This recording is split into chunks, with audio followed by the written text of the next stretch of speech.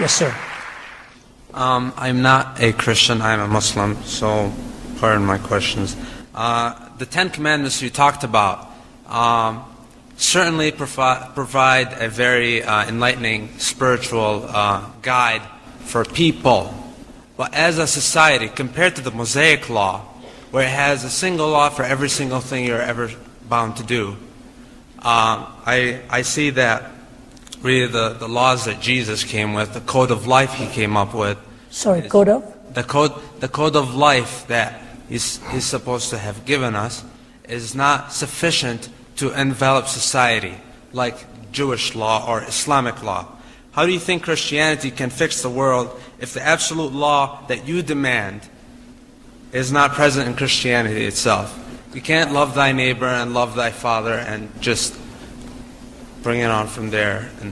Okay, good question. And did you say you're not a Christian but you're a Muslim? I'm a Muslim, yeah. Okay, I appreciate that, sir, and thanks for asking. I think it's a wonderful question, and I can see actually why you would even raise it, because when you look at the Islamic code, everything is enjoined, everything is described, from your diet and your fasting and all of that. It is all enshrined and all the way up to the Sharia and the court and the law, etc. Jesus stood in stark distinction to both Islam and in the way the Judaizers were using the law. He never came to destroy the law. He made that very clear. He came to establish it. What he reminded us is that by the keeping of the law, no flesh can be justified. This is a fundamental difference between Islam and Christianity. That in my faith, I can be absolutely certain that I am forgiven, not because I am righteous. For you, it would be purely the will of Allah whether He chooses to grant you that salvation or not. But don't ever forget that what Jesus actually said was transcend the written law in any way. For example, He says, you say, you shall not commit adultery. He said, I'm telling you, if you look upon a woman with lust, you have already committed adultery in your heart. He has already established that now on a higher plane. He says, if you hate somebody, you've already committed murder. If anything, He establishes it on a higher plane than either the Quranic law or the Judaizers would have used. So let me take you to what I think is a classic response to your question. If you take the Sermon on the Mount and see what Jesus said is the characteristic of the child of the kingdom, you've got there inscripted not only what the moral boundaries are, it's not my law, by the way, what the moral boundaries are, but how only by the change of heart and beginning with the poverty of spirit can you come into that relationship and live as a child of the kingdom. For example, when He took the whole story of the Good Samaritan, the person questioning Jesus said, who is my neighbor? Did you notice? Do you remember how Jesus answered that? He basically answered it not by telling him who his neighbor was, but to whom are you being neighborly? He said it again on a higher plane. So I think the difference between, say, what you are raising for me and what the Christian faith would give to you is that the Christian faith is not devoid of a moral law.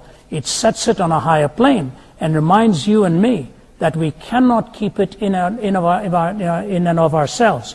Jesus described the moral law as a mirror. You can look at a mirror and find out that your face is dirty, but you don't go and rub your face on the mirror to clean it.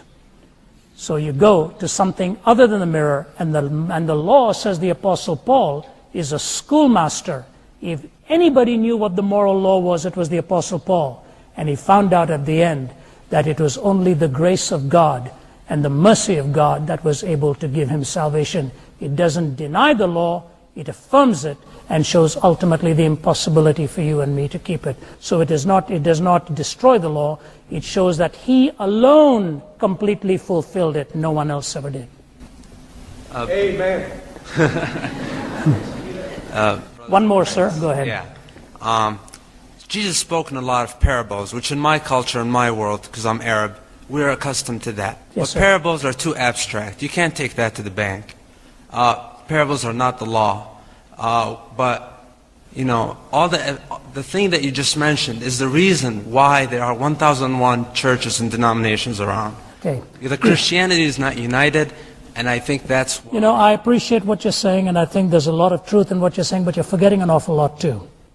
There are scores of Islamic sects as well. Scores of them. The first 3 caliphs were murdered, assassinated. Why?